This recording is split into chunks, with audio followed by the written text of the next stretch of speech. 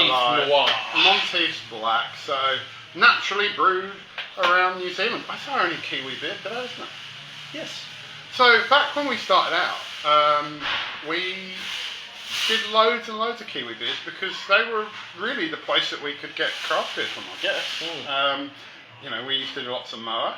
And Moa Imperial Stout is actually almost a bit of an omission for you guys, isn't it? Yeah, I was gutted that Moa doesn't really export into Australia anymore. We were going direct to the brewery for it for a long time, but they just got harder and harder and harder and harder to deal with. Even though I was buying lots and lots and lots of it, just 30, 40 cartons at a time. Just, no, stopped. And that was just for your personal consumption? That was pretty much. Oh. So yeah, look, Monteiths Black, as I was explaining to people in there, as far as I can tell, I think it's a black lager. So I think this is quite clever. It's a dark, full-flavoured beer, and it is fairly full-flavoured, but you can kind of tell it's not an ale because it doesn't have that depth or fruitiness that you get from a warm fermented beer. Well, that's not to say it's a bad thing.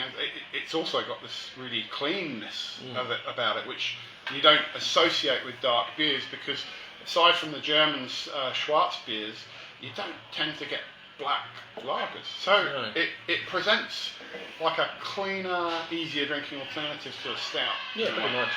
I find it really pleasant. Yeah. I'm a black beer lover, and I have to say I like my big coffee and chocolate and all these kind of stuff in my beers.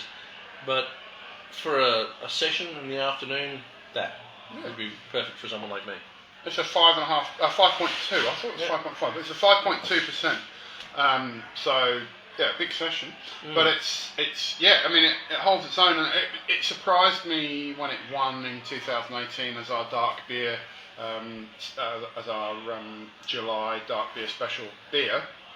It kind of surprised me because it wasn't as exciting as a black IPA. Well, we did have Cthulhu on at that point too. Cthulhu as well, like some really crazy dark beers. But I can also understand the appeal of an easy drinking. I think that was probably what sold it. Was actually it was a beer that it wasn't so confronting that you had to actually chew your way through. It actually was like, it's so easy to go down. And we do get a mishmash of people for Brew Crew, as you've seen from some of our regulars here. That everything from must drink double IPAs to Scotch ales to I like my Pilsners. So it's a big change through. Anyway, so we've got 2 more beers to go for the day, and these are pretty much humding beers. I'm glad they've won the last couple of years. Next up is the Crankshaft IPA, and we'll talk about that soon. Yes. Enjoy.